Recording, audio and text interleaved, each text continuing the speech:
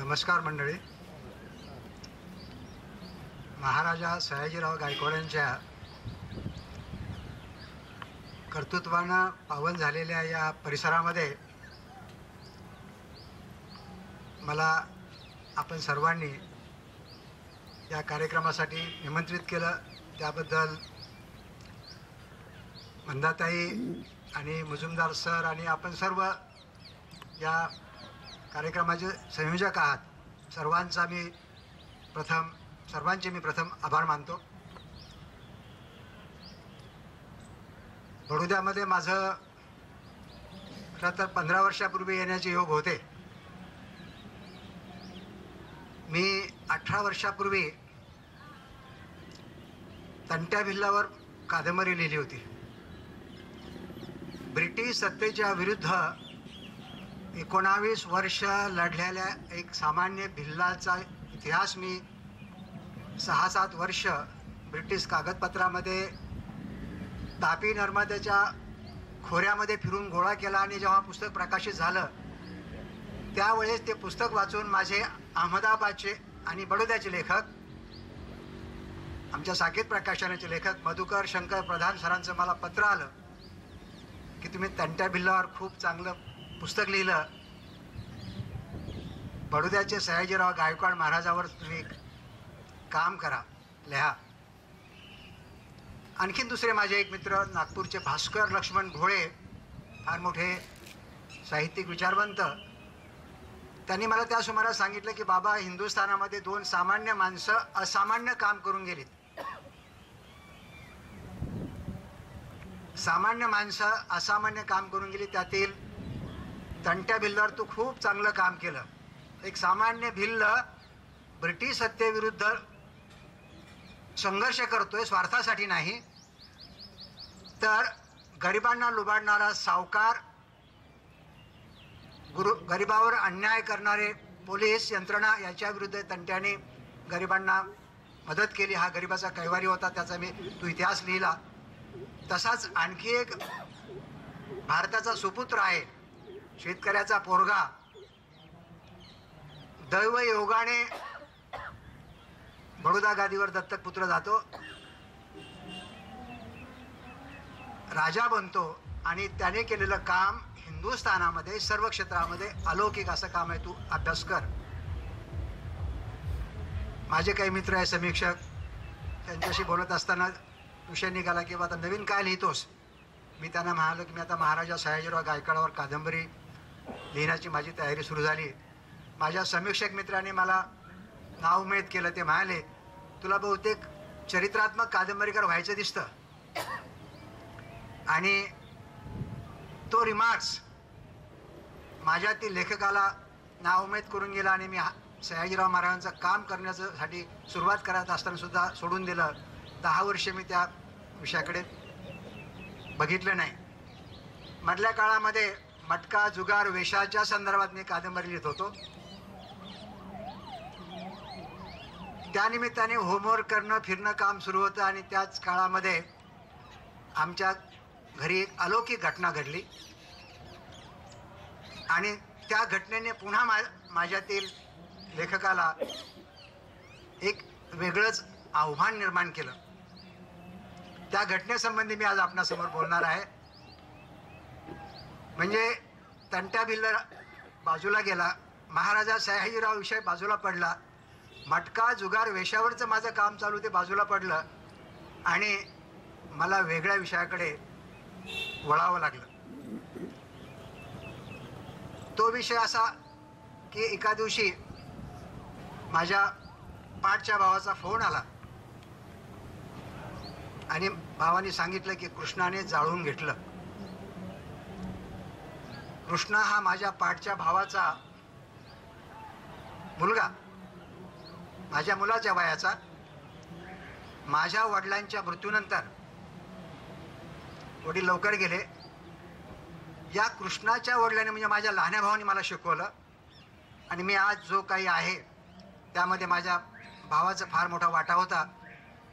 तो शिकला नाही, घरी राहायला शेती केली आणि त्यांनी मला शिकवलं. तर या भावाच्या मुलाला कृष्णाला शिकवण्यासाठी मी आणि माझी पत्नी आम्ही औरंगाबादला सुद्धा त्याला आणलं होतं. माझ्या मुलाच्या वयाचा, पण तो एकटा राहायचा. आमच्या वेगळ्याच खोलीमध्ये बसून असायचा. समवयस्क माझ्या मुलाशी फारसा तो मिसळत नसायचा. बालपणापासून त्याचं वागणं थोडंसं वेगळ्या प्रकारचं होतं. 2 वर्ष आमच्याकडे शिकला आणि नंतर तो आईला म्हणाला की मला औरंगाबादला आवडत नाही, गावी गेला. जेमतेम 10वी पर्यंत शिकला, पुढे शिकायचं नाही म्हणाला. आणि बालपणापासून त्याचा जो प्रवास होता, त्याची आवड होती ही अध्यात्माकडे वेगळ्या प्रकारची. पावसाळ्यामध्ये चिखलाचा शंकराची पिंड करणं, नंदी करणं, देवाधर्माच्याच मागं लागणं. थोडं कळायला लागल्यानंतर तो सारखा भावाच्या आणि सगळ्यांच्या मागं लागला की आम्हाला शंकराची पिंड आणून द्या, नंदी आणून द्या. भाऊ आणि आम्ही म्हणायचं कार्य आपलं काम शेतीबाडीचं आहे, शिकण्याचं आहे. देवाधर्माचं करत बसला तर हे सगळं कसं व्हायचं. पुढे तर तो म्हणाला की मला लग्नही नाही करायचं. एकदा तर आग्रहाने वडिलांनी त्याला मुलगी बघायला पाठवलं. अनिच्छेने तो गेला आणि परत आल्यानंतर आईने विचारलं की बाबा पाहिली का पोरगी. तो म्हणाला हो पाहिली, तुझ्यासारखीच आई आहे. आईला आश्चर्य वाटलं की या पोराचं कसं व्हायचं. त्याचा आग्रह वाढल्यानंतर इतका आग्रह वाढला की शेवटी एका दिवशी माझ्या बायकोने त्याची इच्छा पूर्ण केली. नेवाशाहून शंकराची पिंड आणली, नंदी आणला दगडाचा आणि तो आमच्या वडिलाच्या शेतामध्ये त्याच्या जन्मापूर्वीपासनं त्रिगुणीचं झाड होतं. त्रिगुण म्हणजे पिंपळ, उंबर आणि निंब. पिंपळ, उंबर आणि लिंब या तिन्ही वृक्षाची एका ठिकाणी जर उगवले असतील तर त्या ठिकाणी गुरुदत्ताचं किंवा अध्यात्माचं स्थान असं मानलं जातं. ते झाड आमच्या शेतामध्ये वडिलांच्या उगवलं होतं. आणि हा कृष्णा बालपण त्या नंतरच्या काळामध्ये काही वर्ष त्या त्रिगुणीच्या खाली त्याची काय साधना चालली होती ती मला आवडत नव्हती. कारण मला वाटायचं त्यांनी शिकलं पाहिजे. शिकायचं नसेल तर शेतीबाडीची कामं केली पाहिजे. आम्ही कारण गावाकडे फळबाग केली, आंबा एक्सपोर्ट करण्यापर्यंत आम्ही शेतीमध्ये प्रगती केली होती. त्यातही त्याचं लक्ष नव्हतं. आमच्या नातवाचं जावळ होतं, मुलीचा मुलगा, आणि मामाच्या मांडीवर जावळं काढण्याची पद्धत असल्यामुळं कृष्णाच्या मांडीवर जेव्हा जावळ काढलं त्यावेळेस माझ्या मुलीने त्याला विचारलं की कृष्णा तुझं काय चालू आहे, काय करतोस. कृष्णा काही बोलला नाही. पण कृष्णाचा मित्र, त्यांचा 7, 8, 9 मुलांचा संच होता, मैत्री होती. त्यातील एक प्रभू म्हणाला की कृष्णा दादाने अभंग लिहिले. घरी आल्यानंतर माझ्या पत्नीने आणि मुलीने कृष्णाला सांगितलं तुझी वही तर बघू दे. ती वही ती बघितली आणि यांनी 1-2-3 अभंग वाचले आणि मला त्यांना वाटतं की मला कळतं असल्यामुळे किंवा माझी प्रतिक्रिया काय म्हणून मला दाखवली. मी वह्या घेऊन औरंगाबादला आलो. एका बैठकीमध्ये ते 150 अभंग वाचले आणि मला खूप पश्चाताप झाला, धक्का बसला. अद्भुत असे अभंग त्यांनी लिहिले होते. परंतु तोपर्यंत मी संत साहित्य फारसं वाचलं नव्हतं. अभ्यासक्रमामध्ये जो संत साहित्याचा अभ्यास झाला तेवढाच माझा अभ्यास होता. कृष्णाला दुसऱ्या दिवशी फोन करून बोलवून घेतला आणि त्याला सांगितलं कृष्णा अभंग चांगले आहेत पण बऱ्याच ठिकाणी पुनरुक्ती आहे, काही कल्पना पुन्हा पुन्हा आलेल्या आहेत. त्यांनी काही त्याच्यावर प्रत्युत्तर केलं नाही. तो परत गेला आणि पुनर्लेखनाचं काम सुरू केलं. मध्ये मध्ये ऐकायला यायचं. एका दिवशी तर 8 दिवसांनी मला कळलं की कृष्णा यात्रेला गेला, 4 धामला, आणि 8 दिवसात परत आला. गावातले लोक सगळे टिंगल करायला लागले. 8 दिवसामध्ये 4 धाम करून येऊ शकतो का. त्याच्यावर कुणाचाही विश्वास नव्हता. मला त्याचा राग यायचा. एक तर त्याने शिक्षण सोडलं होतं, लग्न करायचं नाही म्हणतो, शेतीवाडीमध्ये नाही. आणि हे काय त्याने सुरू केलं त्यामुळं माझ्यात आणि त्याच्या थोडासा मानसिकदृष्ट्या दुरावा आला होता. पण जेव्हा त्याचे अभंग पाहिल्यानंतर थोडं मला वाटलं ठीक आहे, हे तरीच वेगळी बाजू तो लिहितोय. आणि शेवटचे काही दिवस तो अभंग लिहिण्यामध्येच घडून गेला होता. ज्यावेळेस मला भावाचा फोन आला की कृष्णाने जाळून घेतलं, त्यावेळेस मी, माझी पत्नी, माझी आई, आम्ही सगळे आमच्या गावाला जायला निघालोय. औरंगाबादहून 55 किलोमीटरला आमचं खेडं. माझ्या डोळ्यासमोर हा सगळा कृष्णाचा चित्रपट फिरू लागला. आणि ज्यावेळेस शेतावर पोहोचलो तर 10-15 हजार माणसं जमलेली होती. काही अभंग म्हणतात, भजनं म्हणतात. बाजूला पोचताच मला त्याच्या प्रभू नावाच्या शिष्याने सांगितलं की अण्णा बघा, कृष्णाने बाजूला हे 6 अभंगाच्या वाया ठेवलेल्या आहेत. त्याच्या चितेच्या शेजारी गुरुमाऊलीच्या समोर अभंगाच्या 6 वाया होत्या. आणि त्यातले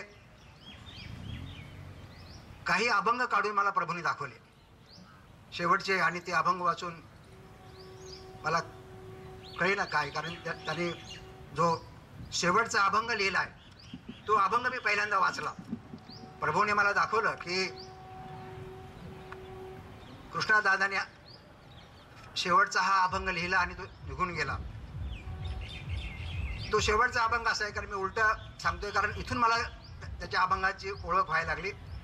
कळसाचा अभंग लिहितो आज, बोलणे झाले सहज निरोपाचे.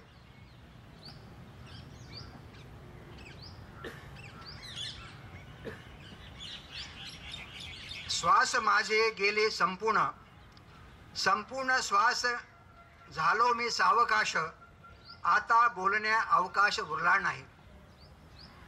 नाही भेटी गाठीचा संबंध. तुटले सारे बंध नाते गोते होते काही काळापुरते. आयुष्य झाले सरते सुमुहूर्ती आज गुरुवार एकादशी. तो दिवस गुरुवारचा एकादशीचा ज्ञानेश्वर माऊलीच्या समाधी पर्व काळातला पहिला दिवस होता. सुमुहूर्त आजी गुरुवार एकादशी. स्थान गुरुचरणाशी सर्वश्रेष्ठ दिगंबराने पाठविला होता निरोप. त्याचेच सांगितले स्वरूप आजवरी रमलो तुमच्या प्रेमापायी. आता जीव लागला आई बापापाशी. आई बाप माझे आंबा सदाशिव. म्हणून धाव घेतो तिकडे जावयाशी विमान पहा आले. अग्नी समाधीचे केले निमित्त मात्र केला देखाव्याचा रंग. मी जसाशी तसा अभंग कृष्णा म्हणे. हा अभंग मी वाचला. त्याच्या शेजारी प्रभू होता. प्रभू म्हणाला की मला अण्णा, रात्री कृष्णा दादाने सत्संग घेतला. 1 महिन्यापूर्वी, या प्रसंगाच्या पूर्वी, आमच्या गावापासून पैठणपर्यंत एकादशीला दिंडी काढली होती, दिंडी. आणि त्या दिवशी त्याने त्याच्या 9 मित्रांना तुळशीमाळा घातल्या होत्या. ह्या घटनेच्या अगोदर 4 दिवस, गुरुवारी त्यांनी अग्निसमाधी घेतली, त्याच्या अगोदर 4 दिवस त्यांनी तिथे अनुष्ठान लावले. प्रभू मला सांगतो की अनुष्ठान लावले आणि सगळे त्याचे मित्र उपस्थित होते. पहिल्या दिवशीचा प्रसंग, त्याच्या एका मित्राने पैठणून ओम आणला होता प्लास्टिकचा. आणि तो ओम त्रिगुणीच्या झाडाला लावायला जेव्हा साल थोडी साफ करायला गेला तो मित्र, तर त्या ठिकाणी साक्षात ओम दिसला. दुसऱ्या ठिकाणी केला, तिसऱ्या ठिकाणी केला, चौथ्या ठिकाणी. शेवटी कृष्णाला तो मित्र म्हणाला की अण्णा, इथं तर साक्षात ओम असताना आपण काय करायचं? ते मला, अरे ते आहे, तुम्ही लावता कशाला? आणि त्या बैठकीत त्याने 32 चरणाचा अभंग लिहिला. प्रभू मला सांगायला आला की अण्णा, कालच कृष्णा महाराजाने सत्संग घेतला गावामध्ये. सगळ्या गावातल्या लोकांना त्यांनी बोलवलं छोटं गाव आहे, 300-400 लोक जमले होते आणि त्याने त्या सत्संगमध्ये सांगितलं की माझं काम संपलंय, मी आता यात्रेला जाणार आहे, प्रवासाला जाणार आहे, पुढे मी असेल नसेल, तुम्ही सगळेजण गुण्या गोविंदाने राहा, आपापली कामं करा, आईवडिलांचं प्रेम राखा, सत्यात वागा, व्यसनाच्या बळी जाऊ नका. आणि हे सांगत असताना प्रभूला तो म्हणाला, कृष्णा, की प्रभू, भगवंताने सांगितलं ते काम आपलं आपण केलंय, आपल्याला 500 अभंग लिहायचे होते, आपलं काम संपलं आणि मी जाणार आता. प्रभूला वाटलं तो यात्रेला जाणार, प्रवासाला जाणार, कारण 1 वर्षापूर्वी त्याने संन्यास घ्यायचा म्हणून निघून गेला होता. प्रभू त्याला म्हणाला की कृष्णा दादा, तुझ्याकडे तर अभंग वहीमध्ये 472-73 आहेत, कारण कृष्णाचे सगळ्या वयातले अभंग तो प्रभू बघायचा. कृष्ण म्हणाला की हो, तू म्हणतो खरं आहे, परंतु बाकीचे अभंग माझ्या खिशात आहेत. शेवटचे जे 25-30 अभंग आहेत जे मी वहीमध्ये फेर केले नाहीत ते माझ्या खिशात आहेत, आणि ते काय तर फक्त लिहून काढायचं आहे. आणि आपल्याला काय एकदा निरूपाचा अभंग लिहिला की काम संपलं. त्या प्रभूला कळेना की हा गोड असा का बोलतोय. त्याला तेव्हा थोडीशी शंका आली की आज कृष्णा महाराजांचं काहीतरी वेगळं प्लॅनिंग आहे. तो जायला तयार नाही, रात्रीच्या वेळेस 12 वाजले, सत्संग संपला, तो बसून राहिला. मग त्याने प्रभूला कृष्णा म्हणाला की तू जा घरी, आता मी झोपतो. आईने त्याला झोपी घातलं. आई झोपल्यानंतर तो उठून बसला. पुन्हा राहिलेले खिशातले अभंग, जे शेवटचे अभंग 30 अभंग अग्नी समाधीचे अभंग होते, त्या अभंगामध्ये मी अग्नी समाधी घेत आहे. अग्नी समाधी घेऊन मी कैलासला चाललो. मी कुणावर रागावलो नाही, मानापणामुळे रुसलो नाही. मला रिद्धिसिद्धी तेव्हाच प्राप्त झाली होती, पण मी त्या रिद्धिसिद्धीशी तह केला नाही. देवाचं बोलावणं आलं आणि मी चाललो. हे सगळ्या आशयाचे त्यांनी राहिलेले अभंग रात्री फेर केले. झोपला. कार्तिक वर्ध एकादशीला ज्ञानेश्वर समाधी पूर्व काळामध्ये तो सकाळी 4:30-5लाच उठला, स्नान केलं, आईला चहा करून दिला, आईचं दर्शन घेतलं. थंडीचे दिवस होते, 4 दिवसापासून त्याचा उपवास होता, काही खाल्लं नव्हतं. म्हणून आई म्हणाली की बाबा तू 4 दिवसापासून उपाशी आहे, किमान सफरचंद घेऊन जा. त्याने थोडी खारीक दिली, थंडी असल्यामुळे शाल दिली अंगावर. त्याच्यासोबत नेहमी दत्ता नावाचा एक त्याचा मित्र असायचा. 9 त्याचे मित्र, 9 मुलांची नाव सगळे देवाचे आहेत, प्रभू, दत्ता यासारखे. दत्ताला 24 तास कृष्णासोबत असायचा. पण त्या दिवशी त्याने दत्ताला सांगितलं की दत्ता, या घटनेपूर्वी 4 महिने गावाच्या पूर्वेला साक्षात गुरुदत्ताची पादुकाचं त्याला दर्शन झालं. कारण याला जे जे अनुभव आले ते सगळे त्याने अभंगात लिहिलेले आहेत. आणि त्या ठिकाणी आज गुरुची पूजा करायला तू एकटा जा, मी माऊलीची पूजा करायला शेतामध्ये जातो. त्या बरोबर असलेल्या दत्ताला त्याने तिकडे पाठवलं. बैलगाडी झुंपली. गावापासनं 2-2.5 किलोमीटर शेत आहे आमचं वडिलांचं. बैलगाडीने शेतामध्ये आला. शेतात आल्यानंतर बैलांना सोडलं, त्यांना चारा टाकला. गुरुदत्त माऊलीच्या समोरच बोराचं लदबदलेलं झाड होतं. बोराचं सीजन, खूप बोरं पडले होते. त्यांनी सगळं बोरं गोळा केली. गुरुच्या समोर बोरं ठेवली. जो अभंग मी तुम्हाला लिहून दाखवला, हा शेवटचा निरोपाचा अभंग लिहिला. आईने दिली सफरचंद, दुसरी फळं त्या याच्यावर ठेवली, अभंगावर. आणि पुढे काय केलं ते माहीत नाही, पण शांत चित्ताने तो चितीवर जाऊन बसला. ज्या वेळेस हा पूर्व दिशेला गेला, दत्ता अर्धा 1 तासाने परत आला. सूर्योदयाच्या सुमारास त्यावेळेस त्याला अर्धा फरलांगावरून त्रिगुणी खाली मोठा जाळ दिसला. तो पळत आला आणि बघतो तर चिता पेटलेली आहे आणि त्याच्यावर हा पद्मशानामध्ये बसलेला आणि त्याचा वरचा भाग जळून गेला होता, परंतु तो निश्चल बसला होता. हे बघून त्या प्रभू दत्ताला काही सूचना आरडाओरडा केला. आजूबाजूची माणसं गोळा झाली. एक मुलगा तिथं थांबला. 2-3 गावात पळत गेले. गावात पळत आल्यानंतर जेव्हा ही घटना कृष्णाच्या वडिलाला, माझ्या भावाला सांगितली गेली, हे ते ऐकताच घरामध्ये हंबरडा फोडला आणि माझ्या तिसऱ्या भावाची मुलगी शिल्पा, जी 7वी-8वीला शिकत होती, ती एकदम हंबरडा फोडून बाहेर आली. ती म्हणाली की बघा बघा, आकाशातून त्यावेळेस एक विमान चाललं होतं, योग आहे तो. आता ती ओरडत म्हणाले की कृष्णा दादा चाललाय. त्यांनी मला 3 दिवसापूर्वी सांगितलं होतं. 3 दिवसापूर्वी कृष्णाने शिल्पाला सांगितलं की शिल्पा, माझं काम संपलेलं आहे, माझा पुढचा प्रवास सुरू आहे, मी जाणार आहे. तिला वाटलं की हा बहुतेक संन्यास घ्यायला, कारण मागे एका वर्षापूर्वी तो असाच निघून गेला होता 1 वर्षापूर्वी, आणि तो गेल्यानंतर त्याला आईची खूप काळजी वाटायची. म्हणून त्याने 6व्या-7व्या दिवशी घरी काकांना चुलत्याला फोन केला की आई कशी आहे.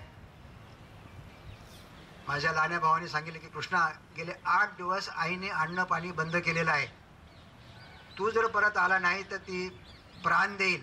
आणि शेवटी आईच्या प्रेमापोटी, आईच्या फासापोटी तो म्हणाला की मी अमक्या अमक्या ठिकाणी आहे. त्याला घ्यायला माणसं गेली आणि तो कृष्णा परत आला. ही घटना घरच्याला माहीत होती. अग्निसमाधीपूर्वी सुद्धा 6 महिने अगोदर, नाही 1 वर्ष अगोदर, दिवाळीच्या वेळेस घरामध्ये दिवाळीचा सण असतानाच तो सगळे भाऊबंड सगळे जमले असताना तो म्हणाला की माझं काम संपलेलं आहे, मला जायचंय, तुम्ही मला मोहात पाडू नका. भिंतीच्या कडेला मांडी घालून बसला, डोळे बंद केले आणि त्याची समाधी लागली आणि त्याचा प्रभास सुरू झाला. आईने आंबरडा फोडला, भिंतीवर डोकं आपटलं, भाऊ ओरडा लागले, काका ओरडा लागले, गाव जमा झालं. खोल आवाजामध्ये तो खूप उशिरा म्हणाला की तुम्ही मला का तुमच्या मायेमध्ये गुंतवता, माझं काम संपलं, मला जायचं आहे. आई म्हणाले की बेटा काही दिवस तरी तू राहा आमच्यासाठी. तो म्हणाला की माझी इच्छा नाही, पण तुझी माया आहे तर तू जा. गावाच्या पूर्वेला शंकराचं मंदिर होतं पडकामचं आहे गावामध्ये. ती माऊली पळत गेली, देवाला काय साकडं घातलं, पाणी आणलं, त्याला तीर्थ पाजलं. झोपेतून उठल्यासारखा तो जागा झाला आणि तात्काळ त्याच्या संदर्भातला अभंग लिहून काढला. अभंगाचं सार असं आहे की माझी जाण्याची तयारी झाली होती, प्रवास सुरू झाला होता, पण मायेचं पाठबळ मला पुन्हा संसार पाशामध्ये पुन्हा खेचून परत आणलं. 2 घटना झाल्या होत्या. त्यामुळं ज्या वेळेस कृष्णा गेला ही बातमी घरात कळली, त्यावेळेस ती शिल्पा, जी मी सांगत होतो, माझ्या लहान्या भावाची मुलगी 8वी-9वीला शिकणारी, तिला 3 दिवसापूर्वी अगोदर याने शपथ घातली होती कृष्णाने की शिल्पाताई, माझं तुझ्यावर खूप प्रेम आहे, पण तितकाच विश्वास आहे. भगवंताने सांगितलेलं काम मी केलं, माझं काम संपत आलंय आणि मला आता जायचं आहे. आणि मला भगवंताने सांगितलं की तू फक्त एका विश्वासाच्या माणसाला सांगून जा, माझा तुझ्यावर विश्वास आहे, फक्त मी जाईपर्यंत तू कुणाला सांगू नको. आणि त्यामुळे जेव्हा कृष्णा गेला ही खबर आली, त्यावेळेस जे योगायोगाने जे विमान उड्डाण चाललं होतं, त्यावेळेस ती किंचाळत मोठ्याने शिल्पा म्हणाली की दादा बघा बघा, दादा निघून चालला.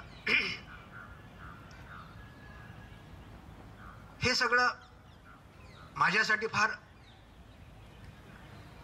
म्हणजे सहन करण्यापलीकडे होतं. माणसंही खूप जमली होती. 10-15-20 हजारचा मॉब आला होता.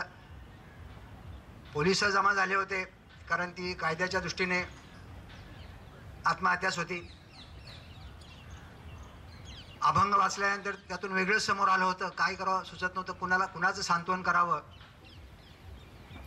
शेवटी ठरवलं की आता 2 दिवस काही न बोलता 3ऱ्या दिवशी आमच्याकडे पैठणला रक्षा विसर्जन करतात.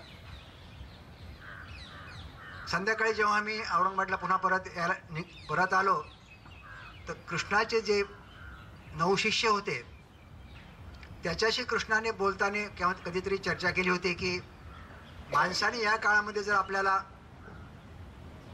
समाधी घ्यायची असेल तर कुठला सुरक्षित मार्ग आहे. ज्ञानेश्वर माऊलीने संजीवनी समाधी घेतली, नाथाने जलसमाधी घेतली, मुक्ताईने वायू समाधी घेतली, नाथपंथी लोकांनी आणखीन काही समाधी आपल्याकडे प्रचलित आहेत. पण सर्वात सुरक्षित कुठली समाधी आहे म्हणून त्यांनी मित्राशी चर्चा केली होती. संजीवनी समाधीत आपलं प्रेत बाहेर काढतील, जन समाधीमध्ये सुद्धा प्रेत बाहेर काढून त्याची पुन्हा विटंबना होऊ शकते. सुरक्षित मार्ग अग्निसमाधीचा आहे असा हा त्याच्या सवंगड्याला तो म्हटला होता. आणि त्याने असंही सूचित केलं होतं की रक्षा विसर्जन करणं वगैरे हा शेवटी भावनेचा प्रकार आहे. रक्षा ही शेवटी त्या भूमीचाच भाग झाला पाहिजे, तिथंच राहिली पाहिजे. म्हणून तो प्रभू म्हणाला की कृष्ण महाराजांची इच्छा होती तर आपण रक्षा विसर्जन करण्याची आवश्यकता नाही, आपण इथंच समाधी बांधू. मी औरंगाबादला आलो होतो आणि सकाळी परतलो तर सकाळपर्यंत त्यांच्या गावकऱ्यांनी निर्णय घेतला, रात्रीच पैठणहून दगड आणले, कारागीर आले आणि रात्रीतून समाधी बांधून टाकली. दुसऱ्या दिवशी सगळ्या पेपरला महाराष्ट्रामध्ये हाहाकार झाला. त्याच्या अभंगावर वृत्तपत्रामध्ये उलटसुलट आले, देवाचे बोलावणे आले, पोरांनी जाळून घेतले वगैरे अशा सगळ्या प्रकारच्या बातम्या पेपरला आल्या होत्या. TV सगळे सुरू झाले आणि यावर प्रतिक्रिया काय द्यावी हाही प्रश्न होता. कारण मी स्वतःला बुद्धिवादी, काही काळ नरेंद्र दाभोळकरांसोबत काम केलेला, वाचल्यामुळे बुद्धीमध्ये थोडंफार आपल्याला कळतं, ही थोडीशी गडबड डोक्यात झालेली. अशा परिस्थितीमध्ये माझी मानसिक अवस्था असताना काय करायचं, काय प्रतिक्रिया द्यायच्या, सगळ्या मीडियाला माझ्यासाठी प्रश्न होता. पण प्रश्न दुसरे निर्माण झाले. 10 वाजता पोलीस आले आणि म्हणाले की आम्हाला कृष्णाच्या रक्षेतलं हाड पाहिजे DNA रिपोर्टसाठी. 50-60 हजाराचा मॉब जमला होता आणि लोक चिडले. लोक म्हणाले तुम्ही काल का नाही सांगितलं पोलिसांना, आज आम्ही समाधीला हात लावू देणार नाही. आणि तिथं वेगळाच संघर्ष निर्माण झाला. शेवटी मी लोकांच्या हातापाया पडलो आणि त्यांना सांगितलं की कायदा हातात घेता येणार नाही, पोलिसांना त्यांचं काम करू द्या. आणि ती समाधीचं पहिला दगड काढण्याचं काम मी केलं आणि समाधी आम्ही पुन्हा ओपन केली. आत एका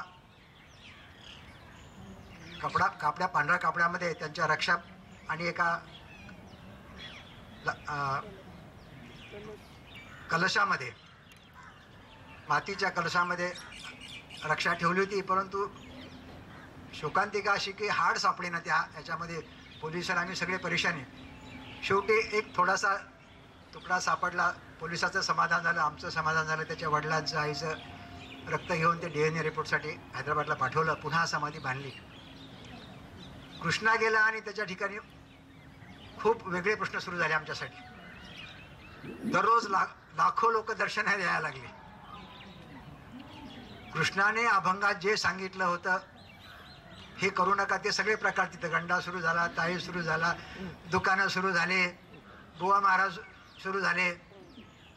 आणि पार्किंगला जागा नाही, लोकांना प्यायला पाणी नाही, त्या ठिकाणी आमचे पीक उभं, लोकाला गाड्या सोडायला जागा नाही.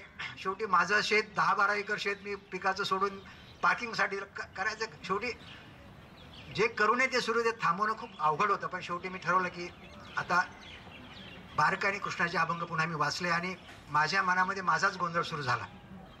कारण मटका जुगार वेशावरची माझी कादंबरी तर अर्धवट पडलीच होती, पण कृष्णाच्या अभंगाचं करायचं काय. आणि मग मी माझ्या संत साहित्याच्या अभ्यासकांना, महाराष्ट्रातल्या अनेक मित्रांना फोन करून विचारलं की आपल्याकडे संत साहित्यामध्ये कोणत्या संतांनी समाधीपर अभंग लिहिले आहे, स्वतःच्या समाधीबद्दल किंवा दुसऱ्या याच्याबद्दल. अनेक मित्रांना मी विचारत होतो, ते सांगत होते, मी वाचत होतो. पण स्वतःच्या समाधीबद्दल लिहिल्याचं उदाहरण मला कोणी सांगत नव्हतं, सापडत नव्हतं. करंदीकर नावाचे जुने संत साहित्याचे अभ्यासक आहे, त्यांचं मला पत्र आलं की विवेकानंदाचे एक शिष्य त्याने पण अग्निसमाधी घेतल्याचा संदर्भ आहे. कृष्णा गुरव नावाचे संत साहित्याचे अभ्यासक जे कोल्हापूरला आहेत ते दुसऱ्या दिवशीच वडजीला माझ्या जन्मगावी आले आणि माझ्या भावाला म्हणाले की मला कृष्ण महाराजचे अभंग बघायचे आहेत. पोलिसांनी ते अभंग जप्त केले होते आणि ते त्याच्या झेरॉक्स प्रती माझ्याकडे होता म्हणून ते औरंगाबादला आले आणि मला म्हणाले की तुमची जर तयारी असेल तर मला वाचू द्या, मला अभ्यास करायचा आहे. शेवटी मी वाचत असताना मला एका सोलापूरच्या मित्राने कळवलं की तुम्ही गुरुदेव रानड्यांचं साहित्य वाचा. गुरुदेव रानडे हे राधाकृष्णनचे गुरु, बनारस हिंदू युनिव्हर्सिटीचे आपले महाराजा सयाजीराव गायकवाड बनारस हिंदू युनिव्हर्सिटीचे कुलपती होते, ज्यांना भारतरत्न आता मिळालं. यावर्षी पंडित मदन मोहन मालवीय उपकुलगुरू होते. त्या काळामध्ये रानडे हे तत्वज्ञानाचे प्रोफेसर आणि त्यांचे विद्यार्थी होते राधाकृष्ण. महाराजा सयाजीराव गायकवाडांनी त्या काळामध्ये बनारस हिंदू युनिव्हर्सिटीची मदत केली. त्यातील महत्त्वाची घटना म्हणजे त्यांनी इतिहास आणि तत्वज्ञान आणि एन्शंट हिस्ट्रीबद्दल स्वतंत्र एक डिपार्टमेंट काढलं आणि त्या डिपार्टमेंटचे पहिले प्राध्यापक राधाकृष्ण होते. त्यांचे गुरु राजा रानडे हे संत साहित्याचे मोठे अभ्यासक आहेत. त्यांची निंबाळला समाधी आहे. निंबाळ सोलापूर विजापूर रस्त्यावर. मी निंबाळला गेलो, गुरुदेवांचं दर्शन घेतलं, गुरुदेवांची सगळी पुस्तकं मी घेऊन आलो. त्यांचा त्यावेळेस PhDचा प्रबंध हा संत साहित्यातील परमार्थ मार्ग या विषयाचा होता. ते इंग्रजी ग्रंथाने त्याचा मराठी अनुवाद गजेंद्र गडकडांनी केला होता तो. आणि त्यांनी हिंदी संत साहित्यातील परमार्थ मार्ग, कन्नड साहित्यातील परमार्थ मार्ग, मराठी संत साहित्यातील परमार्थ मार्ग असे वेगवेगळे अनेक ग्रंथ लिहिले. ते मी मुळातून एक 6 महिने वाचले आणि माझे खाडकन डोळे उघडले. गुरुदेवांनी मराठी संतांच्या अभ्यासामध्ये साक्षात्काराच्या अभंगाचे खूप सुंदर रीतीने विवेचन केलं. तुकारामांचं आहे, ज्ञानेश्वराचं आहे, एकनाथाचं आहे, ज्ञानेश्वरांचं आहे, जनाईचं आहे. आणि ते वाचल्यानंतर कृष्णाच्या अभंगात मला 17 साक्षात्काराचे अभंग दिसायला लागले. आणि मग माझं मन म्हणायला लागलं की अरे ज्ञानेश्वराचे साक्षात्कार आम्हाला चालतात, तुकाराम महाराज चालतात, मग या आपल्या माणसाचं घरच्या माणसाने काय घोडं मारलं. आणि माझं बळ म्हणजे मी संशयाने त्याच्या अभंगाकडे बघायचं. मला वाटायचं की कृष्णाने इमॅजिनेशन केलं होतं, केलं असेल. आणखीन मला बळ मिळण्यासाठी मी तात्काळ कृष्णाच्या सगळ्या मित्रांना आठवणी यायला सांगितल्या. तुकाराम महाराजचे अभंग त्यांचे चरित्र आहेत. सगळ्या संतांचं चरित्र त्यांच्या अभंगातून आपण उभा केलेलं आहे. कृष्णाचे अभंग हेच मला चरित्र दिसायला लागलं. आणखीन एक घटना सांगणं आवश्यक आहे की माझा या गोष्टीवर विश्वास नव्हता. कृष्णाने अग्निसमाधी घेण्यापूर्वी इंदोरला मी एका लग्नासाठी गेलो होतो. माझ्या बायकोच्या मावस भावाच्या मुलासाठी मुलगी बघायची होती आम्हाला इंदोरला. आणि योगायोगाने मुलीचे वडील नाथपंथी गुरुदत्तांचे दत्त संप्रदायी महाराज होते आहेत. आम्ही गुरुवारी गेलो आणि गुरुवारी त्यांच्याकडे खूप शिष्यगण दर्शनाला यायचे आणि खूप गर्दी होती. मध्यस्थाने सांगितलं की महाराजांचा आज गुरुवार आहे, चला दर्शनाला. म्हणलं की महाराज म्हणल्यानंतर मी दचकायचं नको म्हटलं, आपण उद्या त्यांची मुलगी बघायची, उद्या सकाळी जाऊ, आज नको जायला. मध्यस्थाने आग्रह केला आणि मी याच्यापूर्वी काही महाराजांचे मला अनुभव काही चांगले वाईट आले होते, त्यामुळे मी म्हटलं की आपण दूर राहिलेलं बरं आहे. पण शेवटी सगळ्याच्या आग्रहाखातर जेव्हा मी दर्शनाला गेलो, सगळ्याच्या शेवटी मी दर्शन घेतलं. महाराजांनी माझ्या डोक्यावर हात ठेवला आणि मला सांगितलं तुम्हाला फार काम करायचं आहे. मी मनाशी हसलो आणि बाहेर आलो. कारण सगळेच महाराज सांगतात तुम्हाला खूप काम करायचं आहे. ते म्हटलं आता या महाराजांनी आपल्याला असे आशीर्वाद दिले. त्यांचे होणारे व्याही बाजूला उभे होते. ते मला म्हणाले महाराज तुम्हाला काय म्हटले.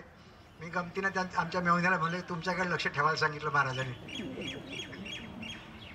दुसऱ्या दिवशी त्यांची मुलगी पाहिली, मुलगी पसंत पडली आणि 4 महिन्यात कृष्णाने अग्निसमाधी घेतली. मी त्या अण्णा महाराजांना म्हटलं की महाराज तुम्ही सांगितलं काम करायचं, हे रिकामं काम माझं सुरू झालं तिथं. आणखीन एक घटना घडली की कृष्णाने अग्निसमाधी घेतल्यानंतर मी संत साहित्याकडे वेगळ्या दृष्टीने बघायला लागलो.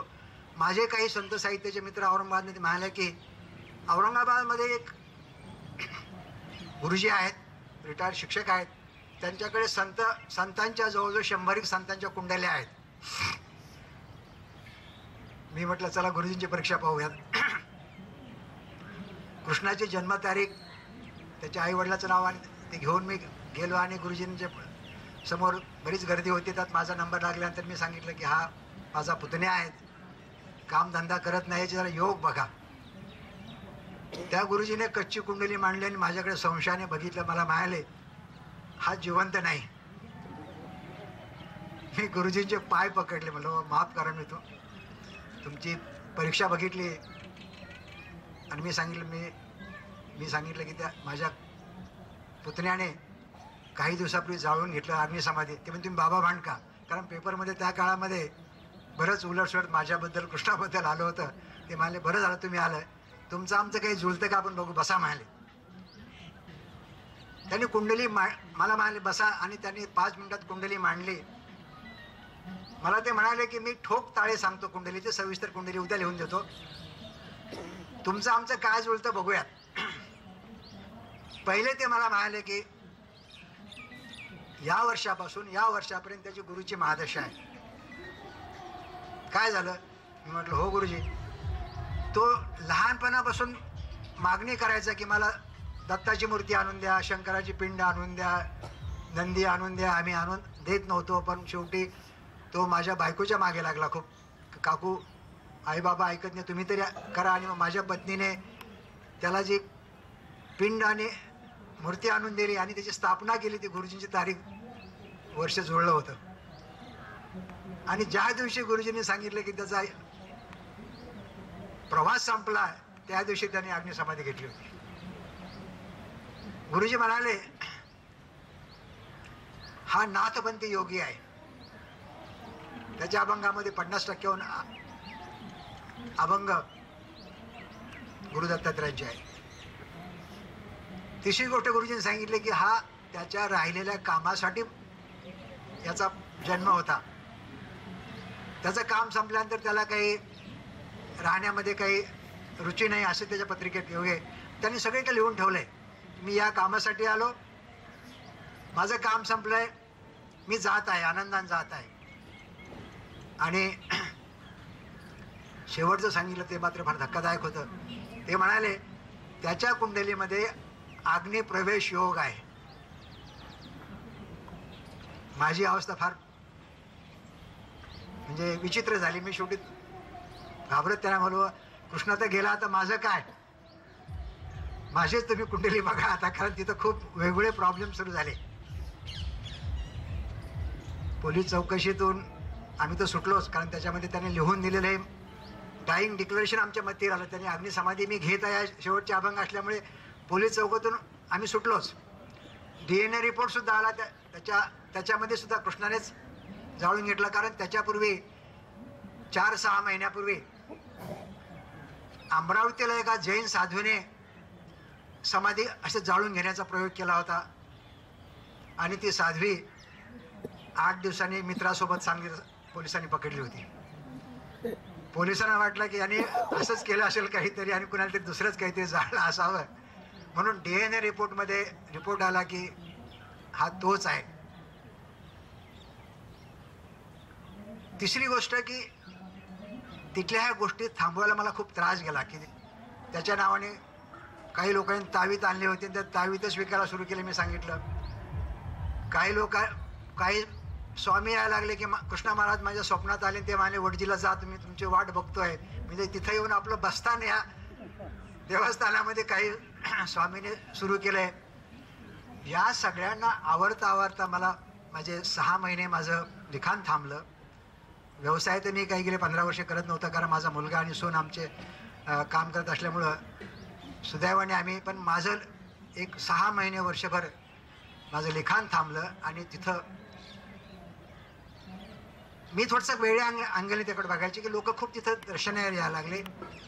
मानसिक रुग्ण असतील, त्यांना भगवंताच्या परमेश्वराच्या सपोर्टमुळे त्यांना जर बरं वाटलं तर ठीक आहे, पण मला वाटायचं की काही आजार असे आहेत की ते तुम्हाला वैद्यकीय इलाजानेच होऊ शकतात, म्हणून मी तिथं मोफत आरोग्यसेवा सुरू करायसाठी औरंगाबादहून दर गुरुवारी सोमवारी तिथं हजारो माणसं यायला लागली. पहिल्या पुण्यतिथीला 1,00,000 लोक आले. कलेक्टर आल्यानंतर ते मला एक आहे त्याने तीर्थक्षेत्र मान्यता दिली. मग मी तिथं 6 महिने मोफत आरोग्य व्यवस्था सुरू केली, परंतु आमच्या या समाजसेवेला किंवा आरोग्य सेवेला लोकांनी बिलकुल प्रतिसाद दिला नाही. औरंगाबादहून आम्ही दर गुरुवारी सोमवारी डॉक्टर घेऊन जायचो, औषध घेऊन जायचो. रोग्यांना मोफत आम्ही इंजेक्शन देणं असेल, सलाईन देणं असेल, उपचार करायला फार कमी प्रतिसाद, आणि लोक वेगवेगळ्या प्रकारे तिथं बरे होतात असं सुरू झाले. माझं मन ते स्वीकारत नव्हतं सुरुवातीला, पण ज्या वेळेस प्रचंड पैशाचा ओघ सुरू झाला तिथं की आम्हाला वाटलं की आम्हाला नको होतं ते, यातून पैसे नको, कारण आम्ही आमच्या व्यवसायामध्ये खूप सुखी समाधानी कष्टाने आम्हाला मिळालं असताना देवधर्माच्या नावाने पुन्हा हे वेगळा धंदा कशाला. तात्काळ त्यांच्या 9 मुलांचं मी ट्रस्ट केला, आणि त्या ट्रस्टमध्ये सुरुवात म्हणून माझ्या कमाईतले पहिल्यांदा मोठी रक्कम टाकून आम्ही ठरवलं की समाधी मंदिर अगोदर बांधूया आपण. तात्काळ त्या ठिकाणी लोक यायला राहायला जागा नाही. दर सोमवारी गुरुवारी 500-600 लोक, 1000 लोक उघड्यावर थंडीत झोपायला लागले. बरोबर अनेक लोक म्हणाले आम्हाला बरं वाटतं, त्याचं काय करायचं. ज्यावेळेस मी स्लॅब टाकत होतो, हिवाळ्याचे दिवस होते, रात्री 11 वाजता औरंगाबादून एक गाडी आली, आणि काही महिन्याचं बाळ असेल, 1 वर्षाचं बाळ असेल, आणि ते त्याचे आईवडील घेऊन आले. आणि त्यांना मी म्हणलं, त्या मुलाची हाल बघून म्हणलं की तुम्ही इकडे कशाला आले, कुठल्या तरी वैद्यकीय महाविद्यालयामध्ये चांगल्या डॉक्टरकडे दाखवायला पाहिजे असं मी म्हणालो त्यांना. ते म्हणाले आम्ही सगळे उपचार करून थकलो, आता कृष्णा महाराजांच्याच पायावर घालण्यासाठी मी आलोय. माझं मन स्वीकारत नव्हतं हे, पण त्यांना जर मानसिक सपोर्ट मिळतो तर आपण नाही कसं म्हणायचं. शेवटी मी त्यांना म्हणालं की तुम्ही सकाळी तरी यायचं, आता मला थंडी नाही म्हणे. आम्ही इथं उघड्यावर बसलो. शेवटी मी माझ्या भावाला म्हणजे कृष्णाच्या वडिलाला सांगितलं, त्यासाठी आम्ही पत्राची खोली तयार केली. काही तिथं आसरा काही नव्हता. कृष्णाच्या वडिलासाठी आम्ही पत्राची खोली तयार केली होती. कृष्णाच्या वडिलाला मी सांगितलं माझ्या लहान भावाला की या मुलाच्या आईला आणि बाळाला लहान तुम्ही थंडीचा हात घ्या. आणि दर गुरुवारी मी बघायला लागलो तर ते मुलाच्या प्रकृतीमध्ये बदल होतोय, तिची आई सांगते, आणि आम्ही सगळे त्याकडे तटस्थपणे आणि आश्चर्याने आनंदाने बघत होतो. शेवटी 3-4 महिन्यामध्ये ते मूल खळखळीत झालं. आता ते दर महिन्याला वर्षाला ते मुलगा येतंय, त्याचे आईवडील येतात. याचं काय करायचं याच्याकडे माझ्याकडे उत्तर नव्हतं. आणि कृष्णाने तिथं जे काम सुरू केलंय त्यात अनेक माणसांना मानसिक बळ मिळणं हे जे मिळालं. विशेषतः पहिल्या पुण्यतिथीला साताराहून एक माणूस आला की तिथल्या पोलीस फौजदार नावाचं एक साप्ताहिक निघायचं पोलिसांचं, त्याच्यामध्ये कृष्णा महाराजांची स्टोरी छापून आली. ती वाचून तो माणूस आला आणि म्हणाला की मी आलो आणि कृष्णा महाराजांच्या साक्षीने माझं सगळं सुटलं. सगळं म्हणजे काय, तर त्याच्या जे काही सवयी होत्या. मी हसलो, त्याला म्हटलं हो ठीक आहे, त्याच्यामुळे तुझा फायदा होतो ना शारीरिक आणि मानसिक या स्तरावर.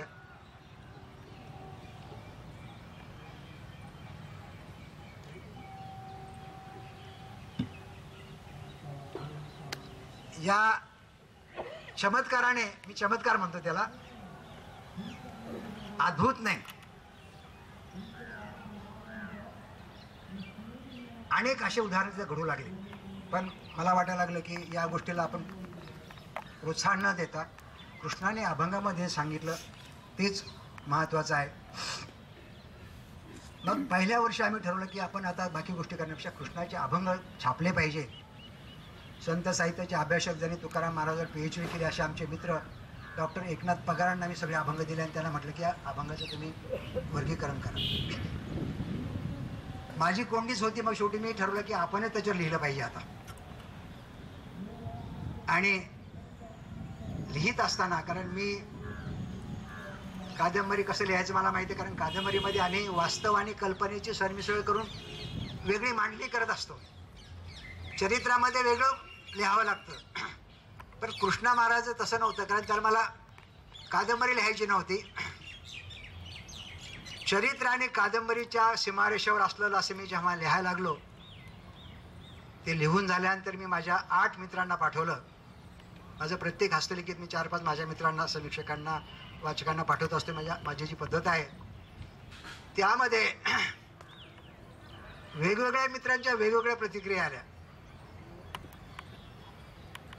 जनार्दन स्वामीचे वंशज, नाथांचे गुरु जनार्दन स्वामी, त्यांचे वंशज बीडला असतात, संत साहित्याचे अभ्यासक आहेत. त्यांना मी माझं हस्तलिखित पाठवलं. त्या म्हणाले की ज्ञानेश्वर माऊलीने अमक्या अमक्या ओवीमध्ये अमक्या अमक्या शब्दात सांगितले की बालपणापासूनच साक्षात्काराची शक्ती असणारे अनेक योग पुरुष असू शकतात, त्यात तुमचे कृष्ण महाराज आहेत.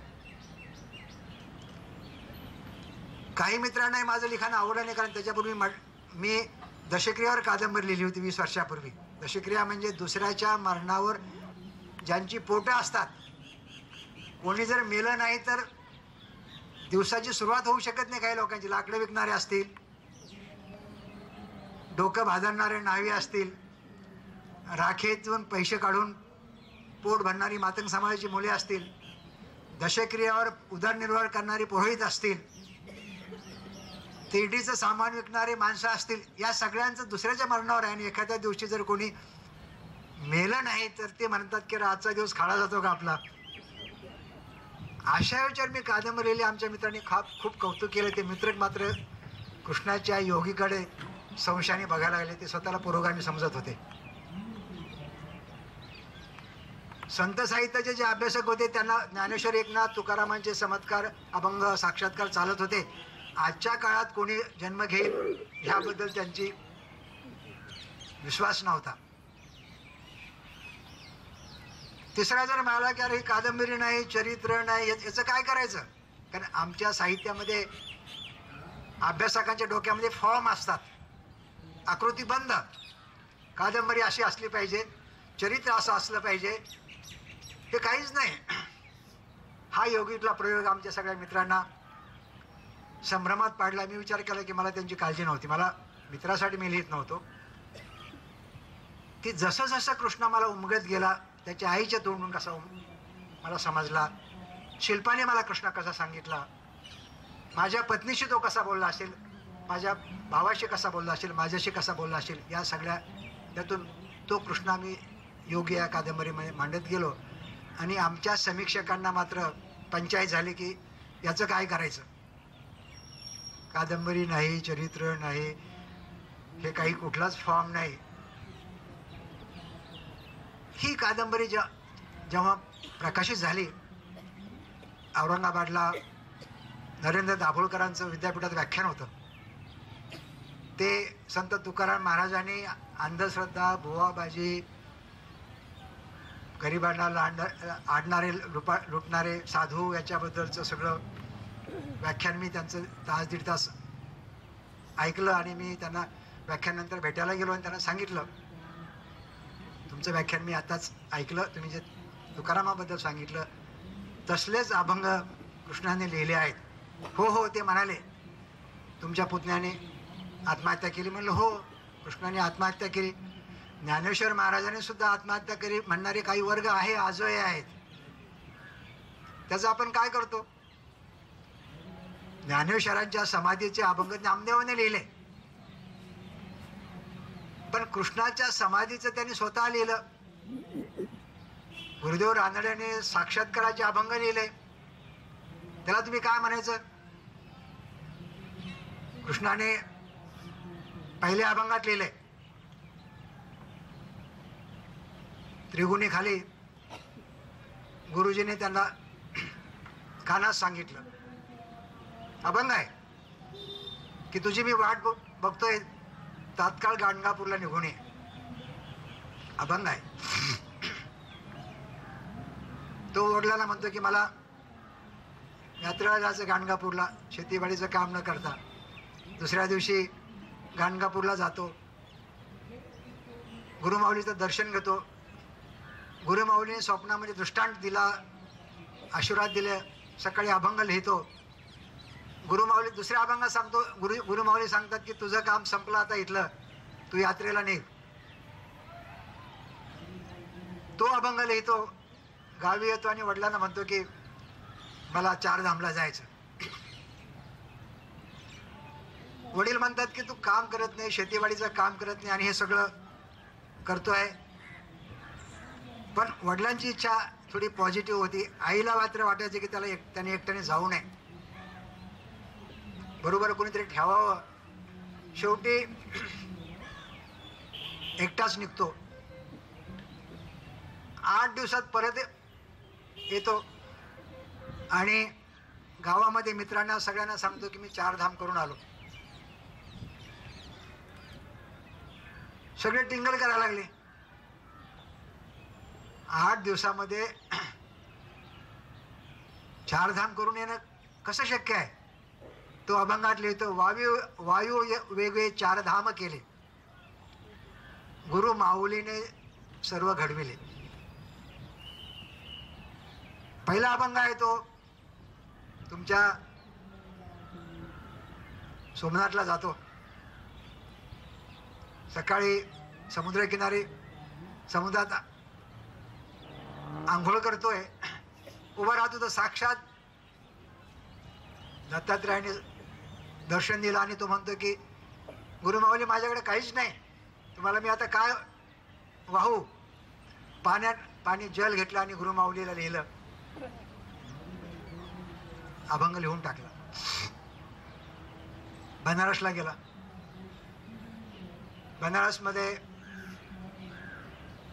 दर्शन घेतलं, गंगा किनारी रात्रभर झोपला. साक्षात्कार झाला, अभंग लिहिला, उत्तरेकडे निघाला. चारही धामचे त्या ठिकाणचे स्थळ काळ वर्णनाचे अभंग लिहितो आणि तो 8 दिवसात परत येतोय. गावकरी त्याची टिंगल, काही कुचेष्टा करणारी माणसं असतात.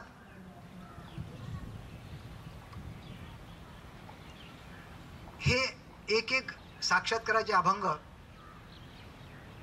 पहिल्या पुण्यतिथीला मी सांगितलं की जवळजवळ सुरुवातीला मी ज्या महाराजांचा उल्लेख केला, अण्णा महाराजांचा इंदोरच्या, ज्यावेळेस कृष्णाने अग्नी समाधी घेतल्यानंतर महाराजांकडे मी गेलो आणि म्हणलो की महाराज तुम्ही 4 महिन्यापूर्वी सांगितलं तुम्हाला काम करायचं आणि हे माझं रिकामं काम सुरू झालं, आता तुम्ही पहिल्या पुण्यतिथीला तुम्ही या. पहिल्या पुण्यतिथीला ते अण्णा महाराज समाधीच्या ठिकाणी आले, समाधीसमोर बसले. 5 मिनिट 10 मिनिट त्यांची समाधी लागली आणि डोळे उघडून मला म्हणाले, ही पुण्य पावन भूमी झाली, हा तुमचा कृष्णा नाथपंथी योगी आहे. अगोदरच्या गुरुजींनी ज्यांच्याकडे कुंडली पाहिले त्यांनी ते सांगितलं. अण्णा महाराजांनी ते सांगितलं. मी म्हणाले की अण्णा महाराज ते सगळं खरे, पण आम्ही काय करायचं आता? त्या दिवशी 25-30 हजाराचा मॉब पुण्यतिथीला उपस्थित होता. मी सगळ्यासमोर जाहीररित्या सांगितलं की 4-6 महिन्यापूर्वी अण्णा महाराजांनी मला असं सांगितलं आणि घटना कळली आणि मी महाराजांनाच आज बोलावलं. माझा या सगळ्या गोष्टींवर विश्वास नव्हता, पण कृष्णा महाराजांचे अभंग वाचून माझी मानसिक तयारी झाली आणि आम्ही त्यांचं जे अक्षरधन आहे अभंगाचं ते लोकांपर्यंत पोहोचवण्यासाठीच आम्ही हे काम सुरू केलं. आणि आज अण्णांना मी साक्षात तिथं बोलावलं. अण्णा मला यातलं काही कळत नाही, पण हे सगळं घडतंय त्यातलं किमान त्यांचे अभंग आणि जे अक्षरधन आहे लोकांपर्यंत पोहोचण्यासाठी आम्ही प्रयत्न करतो. त्याचं आम्ही पुस्तकाचं प्रकाशन सुद्धा त्या दिवशी केलं. त्याच प्रसंगी कलेक्टरांनी हे सगळी गर्दी बघून त्याला तीर्थक्षेत्राची मान्यता दिली. आमच्या गावापासून 6 किलोमीटरला दक्षिणेला ज्ञानेश्वराच्या जन्मस्थानाचं गाव आहे आपेगाव. ज्ञानेश्वरात आपले खूप मोठे संत आहेत, आळंदीला समाधी आहे, पण आपेगावाला तोपर्यंत शासनाने तीर्थक्षेत्राची मान्यता दिली नव्हती. आणि कृष्णा महाराजांच्या समाधीला तीर्थक्षेत्राची मान्यता निर्माण झाल्यामुळे तिथं वाद निर्माण झाला तालुक्यामध्ये. लोक तिथले संस्थांचे लोक म्हणाले हे पोरगं आलं आणि जाळून घेतलं आणि सरकारने 1 वर्षामध्ये या स्थळाला तीर्थक्षेत्र मान्यता केली. ज्ञानेश्वर महाराजांचं इतक्या वर्षाची परंपरा. मी म्हणालो पाहिजेमध्ये ज्ञानेश्वराबद्दलचं मला काही अनादर नाहीच आहे. शासनाची योजना आहे, शासनाला ते दिसलं, आपेगावाला सुद्धा मिळू शकतं, अवघड काही नाही. हे असे कृष्णाच्या समाधीनंतर तालुक्यामधले जे की बुवा महाराज होते की ज्यांचा कीर्तनावर आणि लोकांना फसवण्यावर धंदा होता, ते सगळे माणसं कृष्णा महाराजाचा अपप्रचार करायला लागले. कारण त्यांच्या कीर्तनाची गर्दी कमी होऊन माणसं इकडे यायला लागले आणि त्यांच्या पोटावर पाय पडल्यामुळं ती माणसं कृष्णा महाराजांचा अपप्रचार सुरू केला. की एका महाराजांनी सांगितलं की ते काय नाही, एका पोरीवर पळून गेला आणि त्याला पोलिसांनी पकडलं, मुंबईमध्ये आहे, अशी अफवा पसरली. मग हे ऐकलं की माझा भाऊ कृष्णाचे वडील तळमायाचे मला सांगायचे, अण्णा असं असं झालेलं. लोक म्हणतात आपेगावचे ज्ञानेश्वर महाराज जे आताचे तिथले ते महाराज आहेत, त्यांनी ते एका कीर्तनामध्ये जाहीर सांगितलं की हा पोरगा त्याच्या भाऊजीवर प्रेम होतं आणि प्रेमभंगामुळे याने जाळून घेतलं. तिथं 400-500 लोक उभा राहिले कीर्तनामध्ये विरोध करायला आणि म्हणाले की हे तुम्ही सिद्ध करा. मला फोन आला. कीर्तन संपल्यानंतर मी त्या महाराजांना विनंती केली की तुम्ही जे सगळं सांगितलं त्याबद्दल आक्षेप नाही, पण तुम्हाला ते सिद्ध करावं लागेल. तुम्ही कृष्णा महाराजांचे अभंग वाचले का? तुम्ही जो हा बदनामीचा प्रचार करतात हे संत परंपरेत बसणारं नाही. तुम्ही ज्ञानेश्वरांचे वंशज आहात, तिथं राहता, सांगतात. तुम्ही जर या संदर्भात जाहीर माफी नाही मागितल्यास मी उद्या तुमच्या विरुद्ध जिल्ह्याच्या कोर्टामध्ये दावा दाखल करतो. दुसऱ्या कीर्तनात त्या महाराजाला पुन्हा लोकांनी विरोध केला आणि त्यांनी जाहीर माफी मागितली. मला माफीपत्र पाठवले. मुद्दाम माफी मागणं माझा उद्देश नव्हताच, पण ही उदाहरणं घडायला लागली. पहिल्या पुण्यतिथीला सकाळपासून संध्याकाळपर्यंत लाखभर लोक आले होते आणि समाधीच्या शेजारी माझी बायको आणि कृष्णाची आई त्या जाऊ नका ननद जाऊ जाऊ दोघी जावा बोलत बसल्या होत्या आणि कृष्णाची आई माझ्या बायकोला एक एक आठवण सांगू लागली. ती म्हणाली की कारण कृष्णा जाण्यापूर्वी 8 दिवस अगोदर आम्हाला भेटून गेला. आशाला म्हणाला की तुम्ही काही काळजी करू नका काकू, तुम्ही काळजी करू नका, साकेत दादाची म्हणजे माझ्या मुलाची मी काळजी घेईन. हिला वाटलं हा आज कसा बोलतो, असं कसा बोलतोय. जाताना मला ऑफिसमध्ये भेटून गेला 8 दिवस अगोदर आणि मला म्हणाला की अण्णा तुम्ही सांगितलेलं काम मी केलं अभंग फेर करण्याचं, तुम्ही तुमच्या सवडीने बघून घ्या. त्याच्या आईने हिला समाधीच्या दिवशी सांगितलं की ही घटना घडण्यापूर्वी अग्निसमाधीपूर्वी महिनाभर अगोदर त्याने आमच्या विहिरीवरचा आंब्याचं झाड वाळलं होतं ते कड्याच्या मदतीने तोडलं. त्याच्या फांद्या तोडून जिथं त्याने अग्निसमाधी घेतली त्या ठिकाणी ओटा रचून ठेवला होता. एका दिवशी आईने दुपारी त्याला विचारलं की बाबा हे सरण कशाला रचून ठेवलं. तो म्हणाला की आता दत्त जयंती आहे आणि दत्त जयंतीला आपल्याला होम करायचा आहे, त्याची तयारी आहे. दुसरी घटना त्यांनी सांगितली त्याच्या आईने की काही दिवसापूर्वी समाधीपूर्वी मी दुपारी भाकरी घेऊन आले. कृष्णा शंकराच्या पिंडीसमोर बसून अभंग लिहित होता. अभंग लिहिण्यात मग्न होता आणि त्या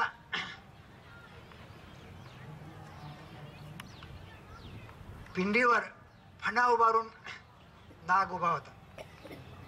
त्याचं लक्षही नव्हतं. आई मोठ्याने ओरडले की कृष्णा कृष्णा बाबा मोठं जनावर आहे, पळ पळ. ते कृष्णाने वर पाहिलेच नाही. तिने तिच्या डोक्यावरची भाकरीचं टोपली खाली ठेवली आणि तीच एकटी घाबरून पळाली. कृष्णाचा अभंग लिहून झाल्यानंतर त्याने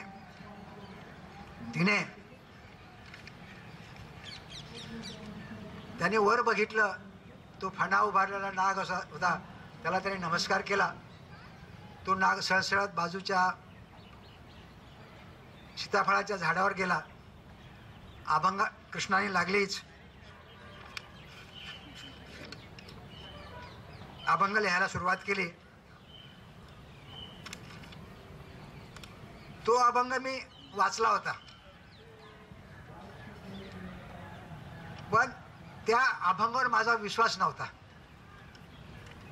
पण जेव्हा कृष्णाच्या आईने प्रसंग सांगितला आणि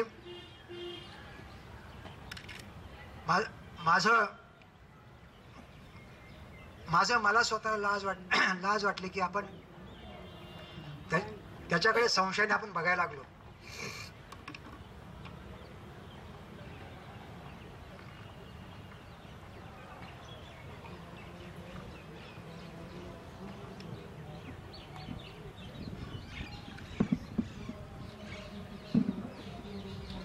तो अभंग असा आहे.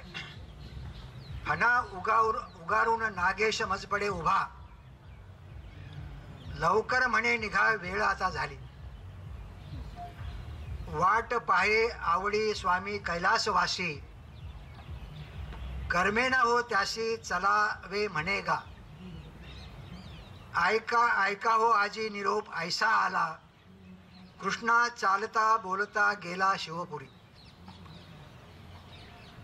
हा प्रसंग त्याने अभंगात लिहिला होता, परंतु माझा त्या अभंगावर विश्वास नव्हता. मला वाटलं की त्याने कल्पनेने लिहिला असेल. मी लेखक होतो आणि लेखक बऱ्याचदा थोडं पाहिलं की त्याच्यामध्ये अधिक कल्पना मिसळून कल्पनेने निर्मिती करत असतो. त्याला मी इंग्रजीत फिक्शन म्हणतो. कृष्णाने फिक्शन केलं असावं, माझं मन संशयाने त्याच्याकडे बघत होतं. आणि नंतर मला कृष्णाच्या मित्राने प्रभूने एक एक प्रसंग सांगायला सुरू केले. दुसरा प्रसंग, शेतामध्ये तो पाणी भरत होता मोसंबीला पाणी भरत असताना तो फावड्याने दारं पाणी सोडणार, कमरेत का फणा उभारून साक्षात त्याला दर्शन दिलं. तो परत आला, पाणी भरा सोडला आणि अभंग लिहून टाकला. आज पाहिले नागदेव नाव त्यांचे ऐका शिव, पाहून रूप झाले सुख मिटून गेले सर्व दुःख. हरपलो आता मीच माझा शिवचरणी झालो वजा, देव धरुणी हृदय भरला म्हणून जीव माझा फुलला. कृष्णा म्हणे झालो ओला, दोष दुष्काळ फुटून गेला. पुढे एक एक प्रसंग प्रभू मला सांगायला लागला. अग्नी समाधीपूर्वी गावाच्या पूर्वेला तो गुरं जाळायला गेला होता. थोडंसं टेकडी आहे, त्या टेकडीच्या खोरीमध्ये गुरं चालत असताना त्या कृष्णाला जो दृष्टांत झाला, तिथं त्याला दगडामध्ये गुरुच्या पादुका दिसल्या आणि त्याने त्या दिवशी तिथंच अभंग लिहून टाकला.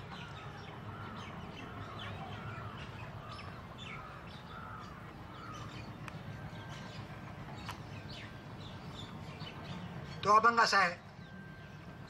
सद्गुरूचे पाय देखिले मी डोळा, दरी डोंगर माळा धुंडाळून पाहिले नवल खरे, ओंकार स्वरे स्थिरावलो दरीत किर्र एकांती, न येची भीती काही कोठे. कोठून आला ओंकार स्वर, पाहिले धीर धरोनिया भाव गेलो दगडापाशी, देखिले चरणाशी श्री गुरुच्या चरणी ठेविला माथा, गेली समूळ व्यथा भव भयाची चिंता नासली सकळ, अंगी आली बाळ कृष्णा म्हणे. एकदा कृष्णाला सणसणून ताप आला. आईने सांगितलेला प्रसंग आहे. सगळे औषध उपचार केला, गुण येईना. सकाळी बघतो तर कृष्णा ठणठणीत झाला आणि कृष्णाने अभंग लिहिला होता. सणसणून अंगी भरल्या ताप, तूच येऊने लावितोच लेप, रोम रोमातून होई हर्ष, तीन वेळा नाही हाताचा तुझा होताच स्पर्श, रोम रोमातून होई हर्ष, तीन वेळा येऊन पाही, झोपी गेलो की जागे राही. कृष्णा म्हणे त्रिदेव ब्रह्म विष्णू महेश, कृष्णा म्हणे त्रिदेव येऊन, ताप माझा गेले घेऊन.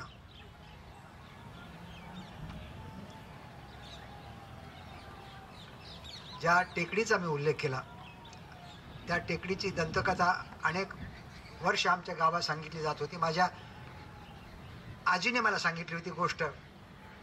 सुरसाई नावाची आपल्याकडे ज्या दंतकथा असतात, देवींच्या कथा असतात, त्यासंबंधी कृष्णाला जो दृष्टांत झाला त्याने दृष्टांत माझा पूर्वीचाच होता, सापडेले ते पाहता एकांत स्थान, एकांत स्थान म्हणावे ते पवित्र, जेथ ऐकू येते श्री गुरुचे स्तोत्र. दगडावरी ठाण मांडिले मी दृढ, मग कळले ते उघड तपोभूमी, तपोभूमी ऐशी धरे माझी आता, तेथे दिगंबर स्वतः प्रगटले होते.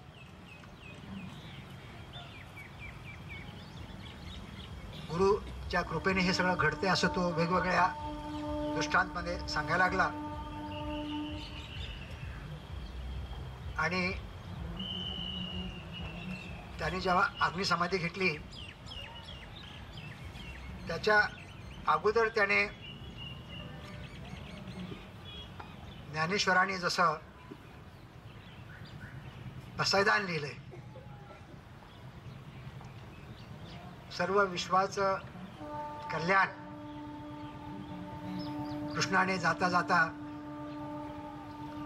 एका अभंगातून पसायदानासारखंच आपलं सांगितलं. त्याचे ते पसायदान वाचण्यापूर्वी कृष्णाच्या 501 अभंगाचं आम्ही प्रकाशन केलं. त्याच्यावर प्रभू नावाचा त्याच्या 9 शिष्यापैकी एक शिष्य जो जेमतेम 4थी शिकलेला आहे. लिहिणं किती अवघड आहे मला माहिती आहे, कारण मी तो व्यवसाय करतो आहे. छापणं किती अवघड आहे ते. या प्रभूने भन्नाट एक टाकी कृष्णा महाराजचं चरित्र लिहून टाकलं आणि मी आमचे रारम बोराडे मोठे ज्येष्ठ साहित्यिक त्यांना वाचायला दिलं. ते म्हणाले कसं शक्य आहे. त्या प्रभूने गेल्या वर्षी मला म्हणाला की अण्णा, कृष्णा महाराजांनी मला सांगितलं की शेगावचे गजानन महाराजांचं जसं ओवीबद्ध चरित्र संत दासगोंदूंनी लिहिलं तसं तू ओवीबद्ध चरित्र लिही. मी म्हटलं लिही, कृष्णा महाराजांनी तुला सांगितलं तू लिहू शकतोस. त्या प्रभूने 22 अध्यायाचं अद्भुत असं एक टाकी कृष्णा महाराजांचं चरित्र लिहिलं. कृष्णा गुरुवांनी त्यांच्या दिवाळी अंकामध्ये 100 पानाच्या दिवाळी अंकामध्ये कृष्णा महाराजच्या अभंगावर पुस्तक लिहिलं. आणखीन एका लेखकाने कृष्णा महाराजावर कादंबरी लिहिली. औरंगाबाद विद्यापीठामध्ये एक विद्यार्थी गेल्या 3 वर्षांनी प्रयत्न करत होता की त्या कृष्णा महाराजांच्या अभंगावर आणि साहित्यावर PhD करायची, परंतु आमचे आजचे अभ्यासक हे वास्तव स्वीकारायला तयार नाही की तो विषय कसा होईल. त्या मुलाची तयारी होती की मराठी संतांचे समाधीपर अभंग, ज्ञानेश्वरांचे असतील, नामदेवाचे असतील, तुकारामांचे असतील, आणखीन संतांचे मराठी संतांतील समाधीपर अभंग आणि कृष्णा महाराजचे अभंग असा तुलनाचा अभ्यास करायचा त्याची तयारी होती. पण गेले 3-4 वर्ष त्याला त्या मुलाला संधी मिळाली. पण यावर्षी कृष्णा महाराजांची इच्छाशक्ती आणि त्याची इच्छाशक्ती फळास आली आणि त्याने प्रबंधाचं काम सुरू केलं. 3 महिन्यापूर्वी तंट्या भिल्लावर बोलण्यासाठी मला भिल्ल मोहल्ल्यामध्ये साक्रीमध्ये भिल्लाच्या पुढाऱ्यांनी मला बोलवलं आणि त्या ठिकाणी मला अचानक कळलं की गोव्याच्या अध्यात्म युनिव्हर्सिटीची एक टीम आलेली आहे. गोव्यामध्ये अध्यात्म युनिव्हर्सिटी आहे आणि त्या युनिव्हर्सिटीमधले त्याच्या संचालिका वासंतीबाई गाडगीळ, ज्या टाटामध्ये एमटेक झालेल्या PhD असलेल्या बाई, ती नोकरी सोडून त्यांच्यासोबत 10-12 मुलं एमटेक झालेले सगळे पोरं अमेरिकेतून काहीतरी यंत्र आणलं, त्याला आरो किंवा ज्याला प्रभा म्हणतो, प्रभा मोजण्याचं मशीन त्यांनी आणलं आणि हिंदुस्थानमधील जे काही देवस्थान आहेत, संत साहित्याची ठिकाणं आहेत, मंदिरं आहेत, या स्थळाचं यंत्राने प्रभा मोजण्याचं काम ते करतायत असं मला कळलं. आणि मी ज्या गाव ओरा ज्या ठिकाणी मला माझं व्याख्यान होतं त्यापासून 8 किलोमीटरला 13व्या शतकातली 2 मंदिरं आहेत धुळे जिल्ह्यामध्ये. आणि त्या मंदिराच्या जोत्यापासून जर पहिल्या छतापर्यंत जर आपण धातूचा वाजत गेलो तर सारेगम पदाचे ध्वनी येतोय ते मोजण्यासाठी त्या ताई आल्या होत्या. मला काम नव्हतं म्हणून मी त्यांच्यासोबत गेलो आणि मी त्यांच्याशी बोललो आणि मी त्यांना म्हणालो की तुम्ही ज्ञानेश्वर महाराजच्या समाधीची ऊर्जा मोजली का, प्रभा मोजली का? ते म्हणाले आम्हाला परवानगी मिळाली नाही. शिर्डीच्या साईबाबांची मोजली का? मी त्यांना विचारलं, त्यांनी परवानगी दिली नाही. नाथांचा राजन आहे पैठणला आणि अशी आख्यायिका आहे की यात्रेच्या आदल्या दिवशी तिथे अद्भुत शक्ती भगवंत त्या रांजणामध्ये धान्य पैसे आणून टाकायचे, दुसऱ्या दिवशी ते गरिबाला वाटले जायचे. त्या रांजणाचं मात्र त्यांनी प्रभा मोजली, वेरूळच्या ज्योतिर्लिंगाची मोजली, तुमच्या उज्जैनच्या ज्योतिर्लिंगाची मोजली. मी त्या ताईंना म्हणालो की ताई, माझ्या पुतण्याने 8 वर्षापूर्वी 9 वर्षापूर्वी अग्निसमाधी घेतली. जिवंत अग्निसमाधी हे अद्भुत उदाहरण आहे. तुमच्या मशीनमध्ये जर त्याच्यामध्ये काही तुम्हाला शोध लावता आला तर बघा. तुम्ही त्या तात्काळ तयार झाल्या. 4 दिवसांनी त्या ठिकाणी माझ्या गावी आल्या. त्यांनी मोजलं आणि त्यांना खूप आनंद झाला. म्हणाले काका, दुसऱ्या दिवशी संध्याकाळी मला त्यांनी रिपोर्ट दिला. म्हणाले काका, आम्ही आतापर्यंत हिंदुस्थानमधलं 80 देवस्थानाचं या यंत्राच्या सहाय्याने मोजणी केलेली आहे. त्यामध्ये सर्वात हायेस्ट माहूरच्या देवीचं आलेलं आहे. 180च्या वर येत नाही म्हणाले. ते त्यांच्याकडे मशीन असतं आणि त्या समाधीच्या देवस्थानाच्या ठिकाणी ते लावल्यानंतर त्या मशीनचे ते 2 हात किंवा धातू जे असतात ते मागे मागे मागे 180 कोणापर्यंत जातात. 175 अंशापर्यंत माहूरच्या गेलेला आहे असं त्यांनी मला सांगितलं. आणि म्हणाले मला खूप आनंद आहे, कृष्णा महाराजांच्या समाधीच्या ठिकाणी सुद्धा 175 अंशापर्यंत तो होऊन गेला. मला खूप आनंद झाला, समाधान झालं की आपण एका सत्पुरुषाच्या योग्याच्या कुटुंबामध्ये जन्मलो. समाधीपासून 9 मीटर 9.5 मीटरपर्यंत त्याची प्रभा आहे. इतकी प्रभा दुसऱ्या देवस्थानाची सापडली नाही. परवा त्यांनी मला कॉम्प्युटरवर सगळं रिडिंग पाठवलं. सगळे ते IIT झालेले पोरं आहेत, सगळे ते इंजिनियर लोक आहेत. आणि आपल्याकडे अध्यात्मसुद्धा आता शेवटी इलेक्ट्रॉनिकच्या पद्धतीने बोलल्यानंतर त्यासंबंधी विश्वास बसेल की नाही तो मुद्दा नंतरचा आहे. पण आपल्या देवस्थानामध्ये या बाकीच्या देवस्थानामध्ये माणसं संस्थानिक संशयाने बघायला लागले की याचा रिपोर्ट निगेटिव्ह आला तर काय करायचं. ते अलीकडची या 15 दिवसाची घटना आहे. 15 दिवसापूर्वीच मला रिपोर्ट आले. अशा ह्या सगळ्या अद्भुत घटना कृष्णा महाराजांनी त्यांच्या जीवनामध्ये घडल्या. आम्ही खूप भाग्यशाली आहोत. आमच्या प्रवासामध्ये आमचं जे स्वप्न होतं ते स्वप्न फार लवकर, माझ्या पत्नीचं माझं स्वप्न फार लवकर पूर्ण झालं. लेखक प्रकाशनामध्ये आम्ही जे स्वप्न बघितले ते स्वप्न झाल्यामुळे 50मध्ये सगळं आम्ही आमच्या मुलांच्या आणि सुनेच्या हातात देऊन आम्ही बाहेर पडलो. आणि कृष्णा महाराजांनी या वेगळ्या अध्यात्माच्या कामाकडे आम्हाला वळवलं. हा मला वाटतं की आनंदाचा मार्ग आहे. उर्वरित काळामध्ये कृष्णा महाराजांचं जे अक्षरधन आहे, विचारधन आहे, लोकांपर्यंत जावं म्हणून आम्ही प्रयत्न करतो. जेव्हा मला मंदाताईने आणि मुजुमदार सरांनी बडोद्यात यायला सांगितलं, मी त्यांना तात्काळ हो म्हणालो, कारण मी गेले 30 वर्ष कुठे भाषणाला जात नव्हतो. भाषणाला जाऊ नये अशी माझी आणि माझे गुरुवर्य भालचंद्र नेमाडे यांचा मी विद्यार्थी, अगदी PUC पासून तर MA पर्यंत. मी प्रकाशक बनलो त्यामध्ये सुद्धा नेमाडे सरांचा फार मोठा वाटा आहे. त्यांनी सांगितलं की लेखकाने लिहितं राहावं, बोलायच्या भानगडीत पडू नये. लेखक बोलायला लागला तर लोकांना काय आवडतं तसं तो बोलायला लागतो आणि लिहिण्याकडे दुर्लक्ष होऊ शकतं. हे माझ्या गुरुचं सांगणं मी 30-35 वर्ष प्रामाणिकपणे पाळलं. त्यामुळं वाङ्मय परिसंवाद, संमेलनं, भाषणाला मी जात नव्हतो.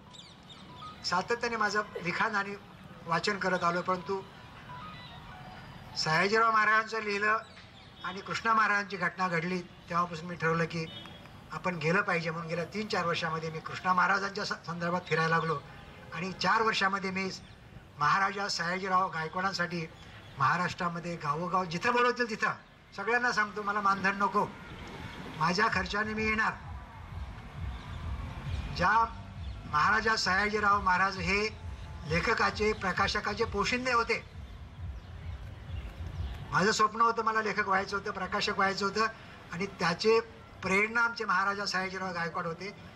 त्यांच्या विचारासाठी कुठेही पैसा घेऊन जायचं नाही मी सांगत आलो आणि त्या फिरत आलो. आता बडोद्याला याचं ताईला म्हटलं की मी काय सयाजीराव महाराजाबद्दल तुम्हाला महाराजाबद्दल सांगण्याची गरज नाही, तुम्हाला सगळ्यांना माहीत आहे, काय सांगू.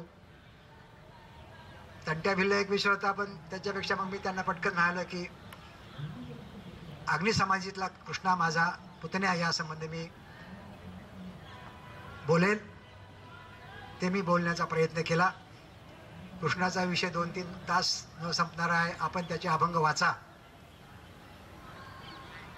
कारण तुकारामाचे अभंगच त्यांच्या ज्ञानाचे, त्यांच्या चरित्राचे, त्यांच्या संपत्तीचे साक्षीदार आहेत. मला वाईट वाटतं की आजचे संत साहित्याचे अभ्यासक कृष्णाकडे अजूनही संशयाने बघतात. अनेक कीर्तनकार माझ्या मित्रांना मी कृष्णाचे अभंग दिले, त्यांचं मन अजून स्वीकारत नाही. ठीक आहे, काळ जावं लागेल. तुकाराम महाराजाला सुद्धा काळ जावं लागला, ज्ञानेश्वराला काळ जावं लागला. हा तर 8 वर्षाचा काळ आहे. पण सुदैवाने आम्ही प्रकाशनामध्ये होतो, त्यामुळे कृष्ण महाराजांचं अक्षरधन फार लवकर पुढे येऊ शकलं. ते अक्षरधन तुमच्यापर्यंत पोहोचायला संधी मिळाली म्हणून मी बडोद्याला आलो. त्याचे पुस्तकं विकत घ्या म्हणून मी म्हणत नाही व्यवसायासाठी, परंतु ते लोकांपर्यंत जाण्याचा तो एक मार्ग आहे. कृष्णाचे अभंग आहेत, योगी कादंबरी आहे, पहिल्याच वर्षी त्याचे अभंग आम्ही गायले ते प्रकाशित केले आहे. असे साहित्य इंग्रजीमध्ये त्याचा अनुवाद झाला आहे, कानडीमध्ये झाला आहे, तेलुगूमध्ये झाला आहे, हिंदीमध्ये योगी कादंबरी झाला आहे. अशा सर्व भाषेमध्ये हा सगळा प्रयत्न मी केलेला आहे. कृष्णा महाराजांच्या पसायदानाने मी माझं बोलणं संपविणार आहे. ते म्हणतात, सर्वांशी लागो वेड या देवाचे, भक्तिभाव रुचे ऐशेची व्हावे, आणिक भरो पिशे संसारही मिथ्या भाषे, हृदयी परमानंद वशे ऐशेची व्हावे. विषयांधाशी वैराग्य चढो, आळसियाशी तीर्थस्थान घडो, की कुकर्मियाचा दोष झडो ऐशेची व्हावे. पापियाशी संत भेटी, होऊन जावो आटातटी, दुर्बुद्धी नये खोटी ऐशीचे व्हावे. सर्वांशी मिळो सुख, दुःखितांचा जळो धाक, संपन्नतेचे फिरो चाक ऐशीचे व्हावे. प्रिय करा प्रियतमेचे प्रेम, लाहो बट्याशी श्रम, साधकाशी कळो वर्म ऐशीचे व्हावे. शेतकऱ्याचे घर भरो धान्य, भुकेला मिळो अन्न, कोणाशी असू नये खिन्न, कोणीच असू नये खिन्न ऐशेचे व्हावे. स्त्रिया आचरणी पतिव्रता राम राणी सीता सर्वामुखी हरिहर गीता ऐशेचे व्हावे. शिवलिंगाचे पूजन भाविका घडो भजन चिरायू संत सज्जन ऐशेचे व्हावे. कृष्णा म्हणे आमची इच्छा मूळ त्याचा हा अर्थ सर्वाशी घडा परमार्थ शुद्ध भावे. माझ्या बोलण्यापूर्वी महाराजा सयाजीराव गायकवाडांच्या स्मृतीला मी आदरांजली वाहतो. ज्या राजाने सर्व हिंदुस्थानामध्ये अनेक गोष्टी प्रथम केल्या, ज्याचा इतिहास 60 वर्षामध्ये भारताला नीट सांगितला गेला नाही, ते काम करण्याची संधी मला बडोदेकरांनी दिली. त्या सगळ्या लोकांनी मला मदत केली. त्या सर्वांबद्दल मी खूप कृतज्ञ आहे. सयाजीराव महाराजाबद्दल कादंबरी 500 पानाची आली, 250 पानाचं चरित्र आलं, किशोर कादंबरी आली. महाराष्ट्रामध्ये 4 विद्यापीठामध्ये सयाजीराव महाराजावर वेगवेगळ्या विषयावर PhD करण्यासाठी विद्यार्थ्यांना आम्ही काम सुचवलं. काम सुरू झालेलं आहे. महाराष्ट्रामध्ये 4थ्या वर्गाला मराठी पाठ्यपुस्तकामध्ये सयाजीराव महाराजांचा मी पाठ लिहिला. तो पूर्ण महाराष्ट्रामध्ये वाचला जातोय. पुणे युनिव्हर्सिटीमध्ये, नागपूर विद्यापीठामध्ये, नांदेड विद्यापीठामध्ये BAच्या अभ्यासक्रमामध्ये सयाजीरावांचा पाठ महाराजांचा मी पाठ लिहिला. तो अभ्यासाला जातो आहे. हे सगळं करत असताना मला लेखक आणि प्रकाशक म्हणून खूप आनंद आणि समाधान मिळालं. पण एखाद्या हिमखंडाचा फक्त एक अष्टमांश भाग बाहेर असतो, 7 अष्टमांश भाग आणखीन बाहेर पाण्याखाली असतो. एवढं मोठं काम महाराजांचं अपूर्ण आहे. गेल्या वर्षी लंडनच्या ब्रिटिश लायब्ररीमधून एक फाईल मी मिळवली. त्याला बँड बॉक्स म्हणतात. ब्रिटिश काळामध्ये ज्या फायली 60 वर्ष कुणाला बघता येत नाही त्याला बँड बॉक्स केस म्हणतात. तशी एक फाईल आहे असं मला एका मित्राने सुचवलं होतं. मी प्रयत्न केला, ती फाईल मिळवली, परंतु तिथं आणखी 100 फाईली तिथं तशा आहेत. आणि ती जी एक फाईल मिळाली तो अद्भुत इतिहास आहे. भारत सरकारच्या शियाडीचा 10 वर्षाचा सयाजीराव महाराजांच्या विरुद्धचा अहवाल आहे. तो अहवाल म्हणजे आमच्या स्वातंत्र्य संग्रामाचा इतिहास आहे, जो गेल्या 60 वर्षात लिहिला गेला नाही. हिंदुस्थानामध्ये 635 राजे झाले लहान मोठे.